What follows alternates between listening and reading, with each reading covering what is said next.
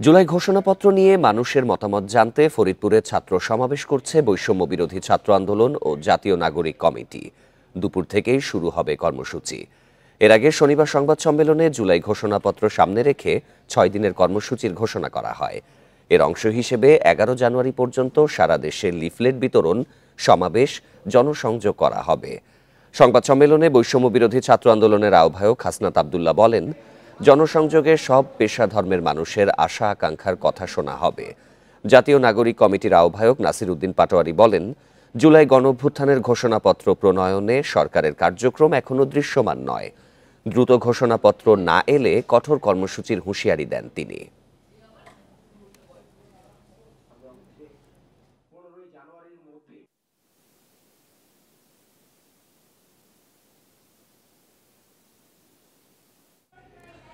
উন্নত চিকিৎসার জন্য আগামীকাল রাত 10টায় এয়ার অ্যাম্বুলেন্সে লন্ডনের উদ্দেশ্যে ঢাকা ছাড়বেন বিএনপি চেয়ারপারসন বেগম খালেদা জিয়া।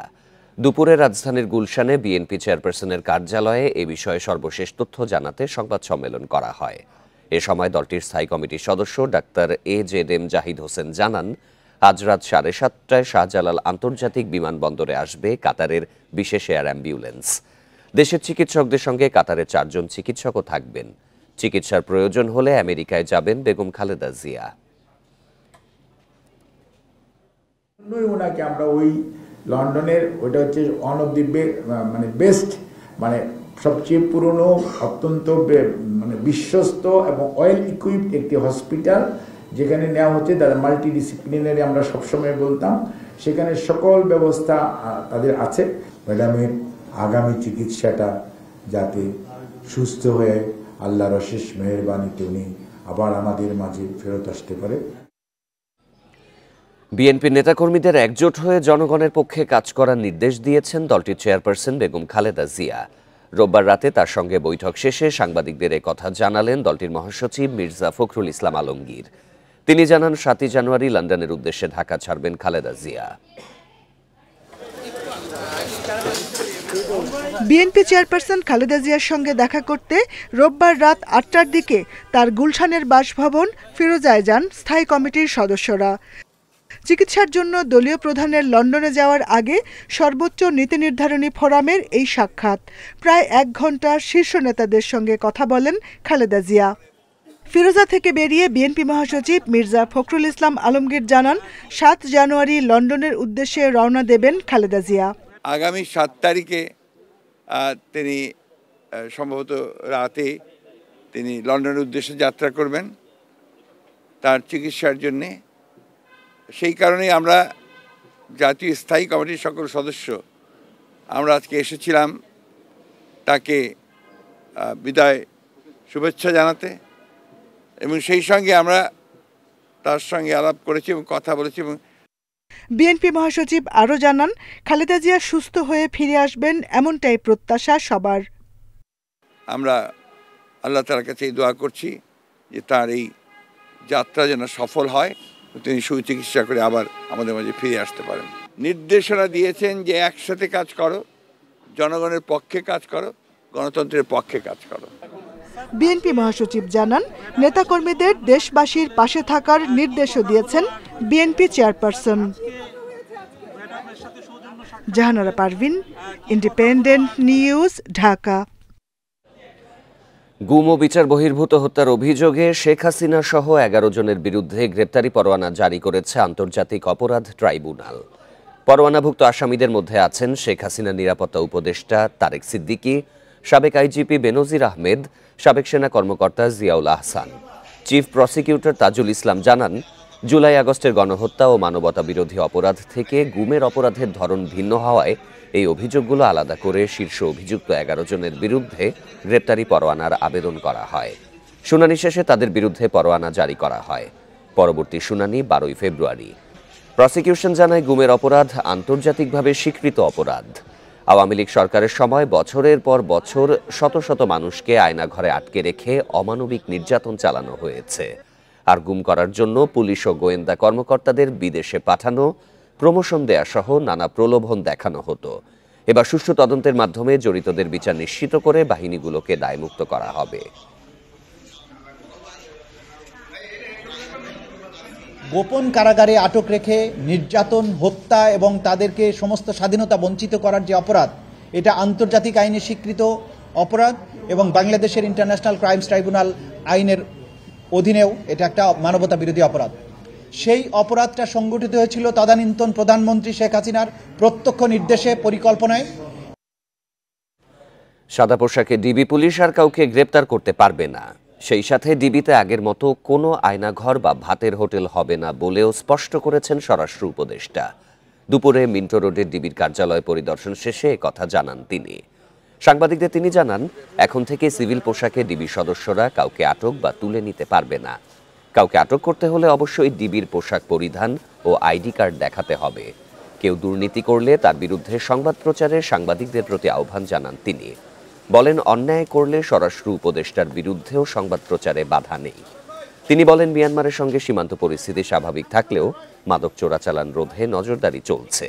সীমান্ত স্বাভাবিক রাখতে মিয়ানমার সরকার ও আরাকান আর্মি দুপক্ষের সঙ্গেই যোগাযোগ রাখা হচ্ছে বলেন তিনি। আয়নাঘর বলতে কোনো কিছু থাকবে না, এখানে কোনো ভাতের হোটেলও থাকবে না। আর প্লাস এই ডিবিদের ক্ষেত্রে এইও বলা হয়েছে যে এরা সিভিল ড্রেসে কাউরে অ্যারেস্টও করবে না, তাদের জ্যাকেট অবশ্যই পরিধান করতে হবে, তাদের আইডি কার্ড শো করতে হবে। অষ্টম ও নবম শ্রেণীর পাঠ্য বইয়ে শেখ হাসিনার পালানোর ঘটনা যুক্ত করা হয়েছে। রয়েছে আওয়ামী লীগের গত 3টি বিতর্কিত নির্বাচন, ভোটাধিকার হরণ, ব্যাংক লুট ও গুম খুনের তথ্য। ইতিহাস থেকে রাজনৈতিক অতিকথন ও বন্দনা বাদ দেয়া হয়েছে বলে জানিয়েছে এনসিটিবি। অন্যদিকে ছাত্র জনতার জুলাই গণ অভ্যুত্থানের অনেক ঘটনা থাকছে পাঠ্য বইয়ে। গত 5 আগস্ট ছাত্র জনতার গণঅভ্যুত্থানের মুখে আওয়ামী লীগ সরকারের পতন হয়, পালিয়ে যান ফ্যাসিস্ট শেখ হাসিনা। এরপরই চলমান শিক্ষাক্রম বাতিল করে দেয় অন্তর্বর্তী সরকার। শুরু হয় বইয়ের পাণ্ডুলিপি পরিমার্জন। বিশেষজ্ঞদের অভিযোগ, গত 16 বছরে মুক্তিযুদ্ধের ইতিহাসকে বিকৃত করা হয়েছে। এনসিটিভি জানিয়েছে, মুক্তিযুদ্ধের যার যা অবদান এবার পাঠ্য বইয়ে সেটিই থাকছে। স্বনামখ্যাত মৌলানা আব্দুল হামিদ খান ভাসানী, শেরে বাংলা কে ফজলুল হোসেন শহীদ সোহরাওয়ার্দী এবং শেখ মুজিবুর রহমান, তারা যেমন ছিলেন তেমনি মুক্তিযুদ্ধের সূচনাকালে মেজর জিয়াউর রহমান স্বাধীনতার ঘোষণা দিয়েছিলেন 26 এবং 27 তারিখে। অষ্টম ও নবম শ্রেণীর পাঠ্য বইয়ে গণঅভ্যুত্থানের ইতিহাস সংযুক্ত করা হয়েছে। ছাত্র জনতার ওপর পতিত সরকারের বর্বরচিত হামলার ঘটনাও রয়েছে।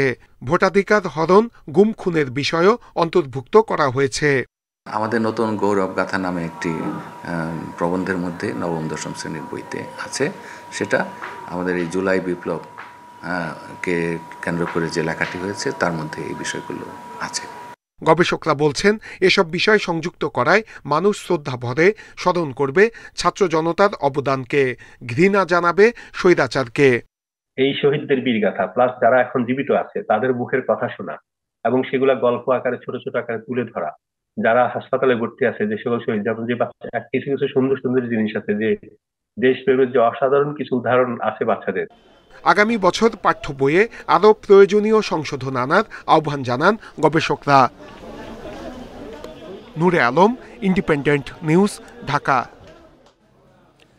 লাইন মেরামতের কাজ শেষ হওয়ার 2 দিন পরও গ্যাস সংকট কাটেনি। তিতাস বলছে, ঢাকায় দিনে চাহিদা 230 থেকে 240 মিলিয়ন ঘনফুট গ্যাস, কিন্তু পেট্রোবাংলা সরবরাহ করছে 180 থেকে 190 মিলিয়ন ঘনফুট, যার প্রভাব পড়েছে বাসাবাড়ি ও কারখানায়। রাজধানীর বনশ্রী, মিরপুর, ধানমন্ডি ও পুরান ঢাকা সহ বিভিন্ন এলাকায় দেখা দিয়েছে তীব্র গ্যাস সংকট।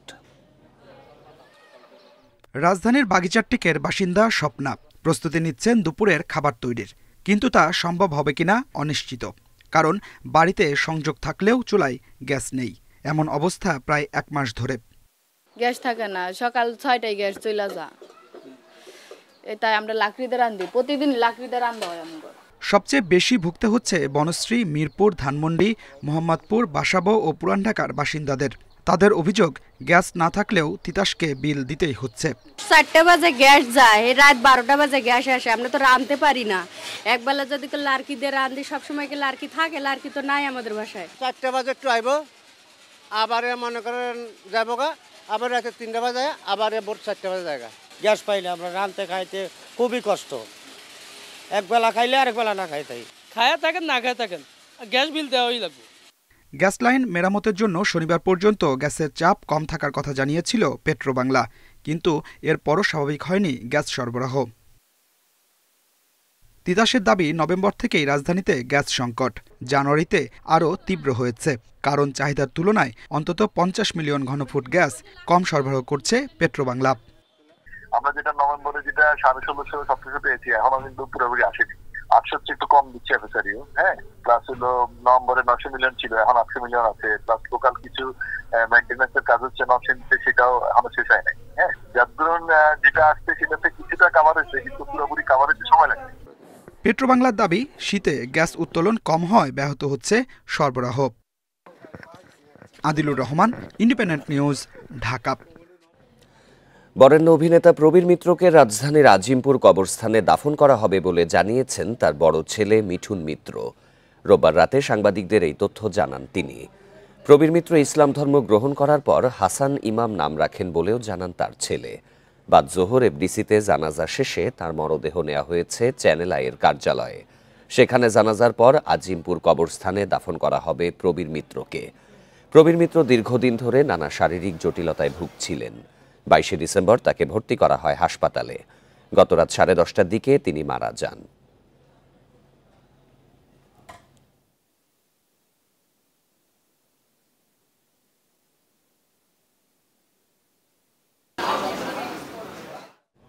দেখছেন বিরতিহীন সংবাদ দুপুর। সংবাদে আরো যা থাকছে: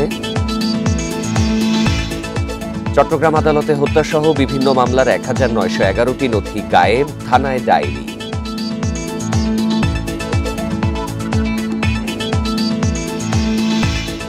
ডিসেম্বরে খাদ্য মূল্যস্ফীতিও কিছুটা কমেছে, চড়া দামের প্রভাবে বাণিজ্য মেলায় নেই ক্রেতাদের উৎসাহ।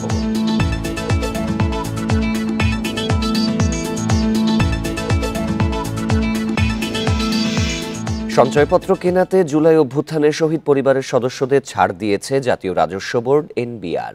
সরকারের দেয়া অর্থ দিয়ে এসব পরিবারের সদস্যদের সঞ্চয়পত্র কেনার ক্ষেত্রে আয়কর রিটার্ন দাখিলের প্রমাণপত্র দেখাতে হবে না।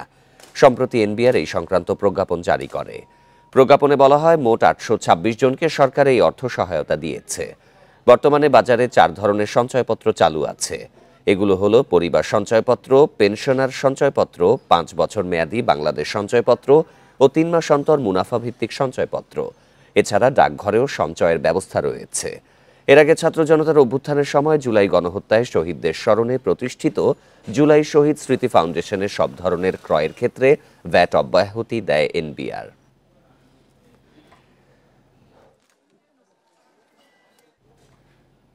চট্টগ্রাম আদালতে মহানগর পিপির কার্যালয় থেকে নিখোঁজ 1911টি মামলার নথি।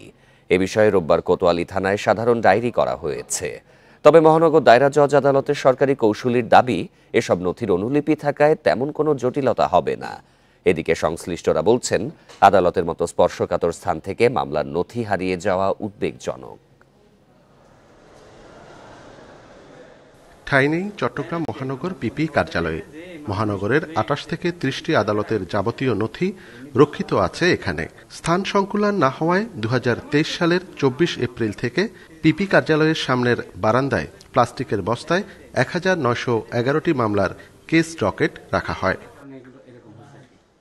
গেল ডিসেম্বরে অবকাশকালীন ছুটি শেষে আদালতের কার্যক্রম শুরু হলে পাওয়া যায়নি এসব নথি। খোঁজাখুঁজি করে না পেয়ে রোববার কোতোয়ালি থানায় একটি সাধারণ ডায়েরি করেন মহানগর পিপি। তবে এসব মামলার নথির মূল কপি আদালতে থাকায় বিচার কাজে প্রভাব পড়বে না বলছেন তিনি। আমি খোঁজখবর নিয়ে দেখলাম যে এগুলো বহু পুরনো কিছু নথি। What ever the thing is party of the government, that is Y আমি জিডি করেছি। মামলার কোনো রকমের ক্ষতি হওয়ার কোনো কারণ নাই, যেহেতু মামলার নথি সেরাস্তায় আছে এবং আদালতে আছে। তবে আইনজীবী সমিতি বলছে, আদালতের মতো স্পর্শকাতর স্থান থেকে নথি গায়েব হওয়ার বিষয়টি সহজভাবে নেওয়ার সুযোগ নেই। মামলার কার্যক্রম বাধাগ্রস্ত করতে কোনো পক্ষ এমনটা করতে পারে বলেও শঙ্কা তাদের।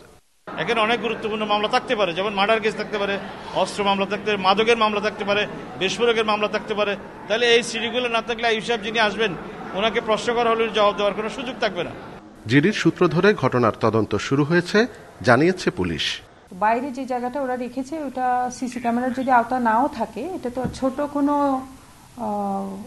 ইয়ে না যে এটা একটা বড় বান্ডিল বা স্তূপ, এটা যদি কেউ নিয়ে যায়, যে পরবর্তী জায়গায় যেখানে সিসি ক্যামেরা আছে ওখানে আমরা হয়তো ফুটেজ পেতেও পারি।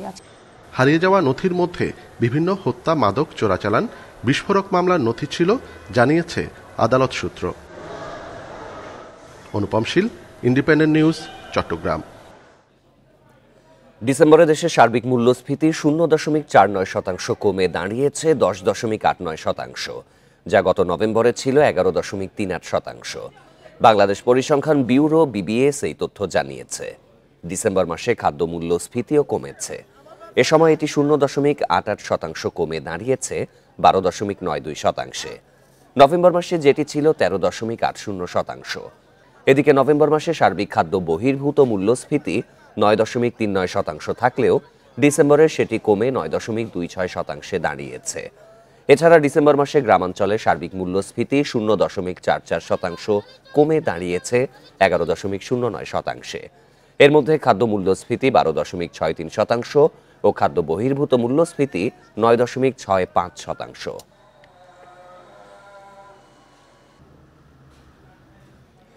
এদিকে বাড়তি মূল্যস্ফীতির প্রভাব পড়েছে ঢাকা আন্তর্জাতিক বাণিজ্য মেলার পণ্য বেচা কেনায়। এতে একদিকে ক্রেতারা যেমন পণ্য কেনা কমিয়েছেন, অন্যদিকে বেড়েছে ব্যবসায়ীদের স্টল স্থাপনের খরচ। এছাড়া ক্রেতা দর্শনার্থী কম থাকায় এখনও জমে ওঠেনি মেলা। পরিবার নিয়ে ঢাকা আন্তর্জাতিক বাণিজ্য মেলায় এসেছেন বেলাল। তবে মেলায় জিনিসপত্রের বাড়তি দাম দেখে হতাশ তিনি। উচ্চ মূল্যস্ফীতির চাপে নিত্য প্রয়োজনীয় পণ্য কিনতে যেখানে হিমশিম খাচ্ছেন, সেখানে বাড়তি দাম দেখে অন্যান্য পণ্য কেনার আগ্রহ নেই ভোক্তাদের। অনেক কিছু কিনতে ইচ্ছে করছে, কিন্তু দেখা যাচ্ছে দামটা ক্রয় ক্ষমতার ভিতরে থাকছে না, সেটা তো পছন্দ করে চলে যাচ্ছে, কিনতে পারছি না। এই ধরনের একটা প্রভাব তো পড়ছে। অনেক কিছু আসলে দাম, যেমন রাইস কুকার, প্রেসার কুকার, এগুলো তো আসলে একটু দাম ওঠানামা করে, একটু বেশি দাম।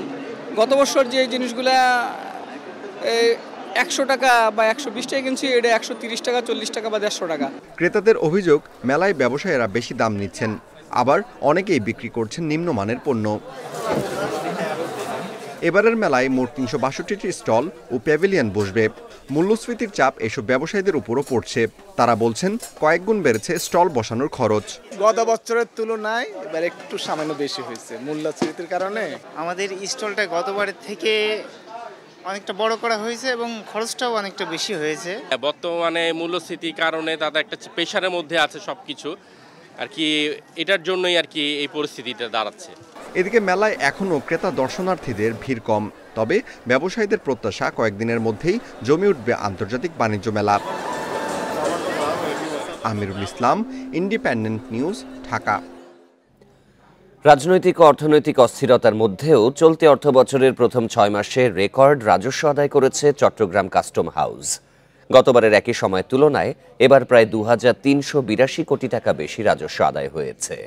আমদানি রপ্তানি সংশ্লিষ্টরা বলছেন, কাস্টম হাউসের অনলাইন প্রক্রিয়ার নানা ত্রুটির কারণে ভোগান্তি পিছু ছাড়ছে না তাদের। 2024-25 অর্থ বছরে চট্টগ্রাম কাস্টম হাউসের রাজস্ব আদায়ের লক্ষ্য 83,000 কোটি, যা জাতীয় রাজস্ব বোর্ডের শুল্ক আদায়ের লক্ষ্যমাত্রার প্রায় 17 চট্টগ্রাম কাস্টম হাউসের তথ্য বলছে, চলতি অর্থ বছরের জুলাই থেকে ডিসেম্বর পর্যন্ত 6 মাসে আদায় হয়েছে 35,903 কোটি 41 লাখ টাকা। গত অর্থ বছরে একই সময়ে আয় ছিল 33,521 কোটি 31 লাখ টাকা। গতবারের চেয়ে বেশি আদায় হয়েছে 2,382 কোটি 10 লাখ টাকা। সংশ্লিষ্টরা বলছেন, অর্থ বছরের শুরু থেকে দেশের সামগ্রিক অর্থনীতি নিম্নগামী। গেল বছরের চেয়ে আমদানি কমেছে খাদ্যশস্য 7%, শিল্প কারখানার যন্ত্রপাতি 25%, সার 30%, তেলজাতীয় পদার্থ 13%। তবে আমদানি কমলেও বেড়েছে শুল্ক আদায়। গত বছর নভেম্বর মাসে আমাদের যেই পরিমাণ জাহাজ এসেছিল, এই বছর নভেম্বর মাসে তার জাস্ট 50% জাহাজ আমাদের এসেছে। সো আমদানির পরিমাণটা তো কমে গিয়েছে। ডিউটি স্ট্রাকচার বৃদ্ধি পেয়েছে অথবা ট্যারিফ বৃদ্ধি পেয়েছে, সেসবের কারণে এটা বৃদ্ধি পেয়েছে আর কি।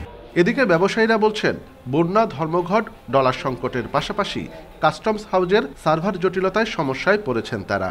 এতে বড় অঙ্কের লোকসান গুনতে হয় তাদের।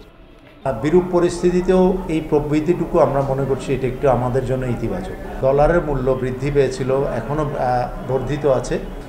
এই কারণেও কিন্তু ধরেন রাজস্ব আদায় বেড়েছে, পণ্য আমদানি কম হলেও। ব্যাকআপ সার্ভার সবসময় থাকা উচিত প্রত্যেকটা জায়গায়, না হলে কারণ এটা ক্রাশও হতে পারে। এটা হ্যাক হতে পারে, অনেক কিছু হতে পারে।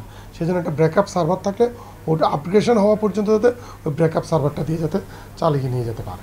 রাজস্ব আদায়ে সবচেয়ে বেশি প্রবৃদ্ধি হয়েছে ডিসেম্বরে, যা প্রায় 6,500 কোটি টাকা। অনুপম শীল, ইন্ডিপেন্ডেন্ট নিউজ, চট্টগ্রাম। ফরিদপুরের সাংবাদিক সৌগত বসুর বাড়িতে ঢুকে তার বাবা মাকে আহত করার ঘটনায় একজনকে গ্রেপ্তার করেছে পুলিশ। আটক পল্লব কুমার রায় মধুখালীর ডুমাইন বটপাড়া গ্রামের বাসিন্দা। সকালে এক সংবাদ সম্মেলনে পুলিশ সুপার আব্দুল জলিল জানান, চুরির উদ্দেশ্যে শুক্রবার রাতে ওই বাড়িতে ঢোকে পল্লব। এ সময় গৃহকর্তা শ্যামলেন্দু বসু দেখে ফেললে তাকেও তার স্ত্রীর মাথায় স্টিলের লাঠি দিয়ে আঘাত করে পালিয়ে যায় সে। এই ঘটনায় মামলা দায়েরের পর গ্রেপ্তার করা হয় পল্লবকে। পরে আদালতে হাজির করা হলে নেশার টাকা জোগাড় করতে চুরির কথা স্বীকার করে জবানবন্দি দেয় পল্লব।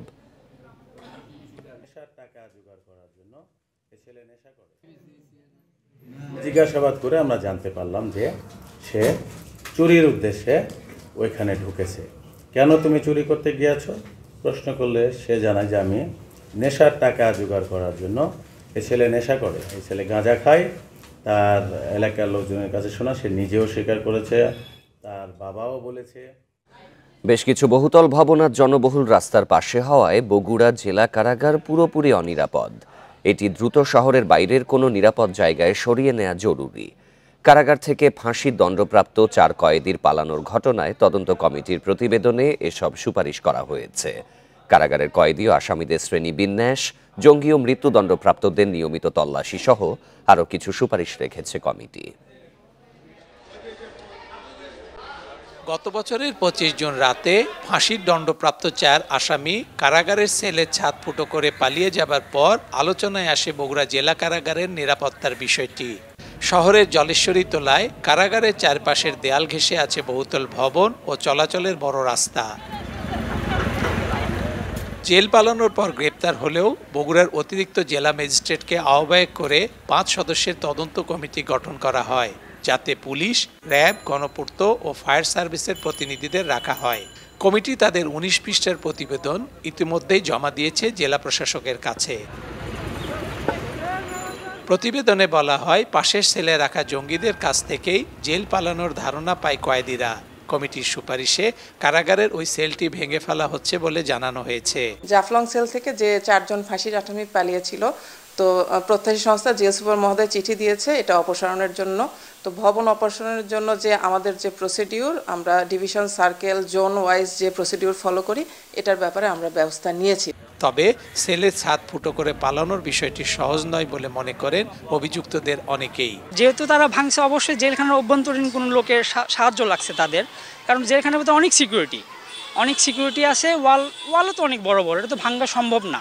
নাগরিক সমাজ মনে করে এত বড় ঘটনার পর কারাগারের নিরাপত্তার বিষয়টি নিশ্চিত করা সম্ভব হয়নি। জেল পালানোর পর থেকে বগুড়া কারাগার নিয়ে এক ধরনের ধোঁয়াশার সৃষ্টি হয়েছে এবং তদন্ত কমিটি হয়েছে, তদন্ত কমিটির রিপোর্ট দেওয়া হয়েছে। সেই রিপোর্টের বাস্তবায়ন আমরা দেখতে চাই। প্রায় 141 বছরের পুরনো এই কারাগারের ধারণ ক্ষমতা 775 হলেও বন্দী থাকে গড়ে 2000। Hasibur Rahman, independent news, Bogura. উৎপাদনে আসছে পটুয়াখালী তাপবিদ্যুৎ কেন্দ্রের প্রথম ইউনিট। এ মাসে চালু হচ্ছে প্রথম ইউনিট। দ্বিতীয় ইউনিটে উৎপাদন শুরু হবে জুনে। সব মিলিয়ে 1320 মেগাওয়াট বিদ্যুৎ মিলবে এই কেন্দ্র থেকে, যা চাহিদার প্রায় 10%। এরই মধ্যে প্রথম ইউনিটের পরীক্ষা নিরীক্ষা ও কমিশনিং সম্পন্ন হয়েছে। পটুয়াখালীর কলাপাড়ার লোন্দা গ্রামের তাপ বিদ্যুৎ কেন্দ্রের নির্মাণ কাজ শুরু হয় 2019 সালে। নানা কারণে গত বছর উৎপাদনে যেতে পারেনি কেন্দ্রটি। তবে এই মাসের দ্বিতীয় সপ্তাহে চালু হচ্ছে 660 মেগাওয়াটের প্রথম ইউনিট। এর মধ্যে ট্রান্সমিশন লাইন থেকে শুরু করে কয়লা পরিবহনের জেটি নির্মাণ শেষ। কর্তৃপক্ষ বলছে, প্রথম ইউনিটে আপাতত পরীক্ষামূলক উৎপাদন শুরু হচ্ছে, বাণিজ্যিকভাবে শুরু মার্চে। আমাদের দ্বিতীয় ইউনিট থেকে আরও 660 মেগাওয়াট বিদ্যুৎ বাণিজ্যিকভাবে আমরা জুন মাসের মধ্যে জাতীয় গ্রিডে সংযুক্ত করতে পারব। আমরা আশা করছি জাতীয় গ্রিডে যে বিদ্যুৎ সরবরাহ দিতে পারবো, তাতে দেশের সার্বিক বিদ্যুৎ চাহিদার 10% চাহিদা আমরা পূরণ করতে পারব। উৎপাদন চালু রাখার জন্য 1,25,000 টন কয়লা মজুত করা হয়েছে। এই মাসে আরও আসবে 1,65,000 টন। এই কেন্দ্র থেকে উৎপাদিত বিদ্যুতের প্রতি ইউনিটের দাম পড়বে 9 টাকা। আমাদের 2টা কোল ইয়ার্ড আছে, তো এই পুরো সিস্টেমটাই কিন্তু কাভার্ড। তো এটা হচ্ছে পরিবেশের সাথে কোনোভাবে অ্যাম্বিয়েন্ট এয়ারের সাথে কোনোভাবে এটা যেন মিক্স হতে না পারে, এই কারণেই আসলে ফুল সিস্টেমটা আমরা কভার করে ওইভাবেই ডিজাইন করা। বর্তমানে দেশে কয়লাভিত্তিক বিদ্যুৎ কেন্দ্রগুলোর সক্ষমতা ৫,৯৯২ মেগাওয়াট। পটুয়াখালী তাপবিদ্যুৎ কেন্দ্র পুরোপুরি চালু হলে দাঁড়াবে ৭,৩১২ মেগাওয়াট। Independent News. রাঙ্গামাটি বিজ্ঞান প্রযুক্তি বিশ্ববিদ্যালয়ে দুদিনের মধ্যে ভিসি প্রভিসি নিয়োগের আশ্বাসে ২.৫ ঘণ্টা পর অবরোধ প্রত্যাহার করেছেন শিক্ষার্থীরা। এর আগে সকাল ১১টার দিকে রাঙ্গামাটি শহরের বনরূপা চৌমুহনীতে রাঙ্গামাটি চট্টগ্রাম মহাসড়কে অবস্থান নেন আন্দোলনকারীরা। শিক্ষার্থীরা জানায়, গত আগস্ট থেকে বিশ্ববিদ্যালয়ে ভিসি, প্রভিসি, প্রক্টর, রেজিস্ট্রার সহ অনেক পদ খালি পড়ে আছে। এতে ব্যাহত হচ্ছে শিক্ষা কার্যক্রম। দীর্ঘদিন ধরে দাবি জানিয়েও কোনো প্রতিকার না হওয়ায় সড়কে নামেন তারা। পরে জেলা প্রশাসনের আশ্বাসে দুপুর ১:৩০টার দিকে অবরোধ প্রত্যাহার করেন শিক্ষার্থীরা। সুনামগঞ্জের সীমান্তবর্তী পাহাড়ি গ্রামে খাবার পানির তীব্র সংকট দেখা দিয়েছে। দূর দূরান্তের ঝর্ণা ছড়া থেকে আনতে হয় খাওয়ার পানি। পাহাড়ের বাসিন্দাদের অভিযোগ, পানি সংকটের কথা বারবার বিভিন্ন দপ্তরে বলেও কোনো সুরাহা হচ্ছে না। পাহাড়ি এলাকায় নলকূপ বসানোর খরচ বেশি, তাই সুনামগঞ্জের তাহিরপুরের পাহাড়ি এলাকার বাসিন্দাদের নির্ভর করতে হয় ঝর্ণা ও ছড়ার পানির উপর। বছরের অন্য সময় প্রাকৃতিক উৎসের পানিতে চাহিদা মিটলেও বিপত্তি বাধে শুকনো মৌসুমে।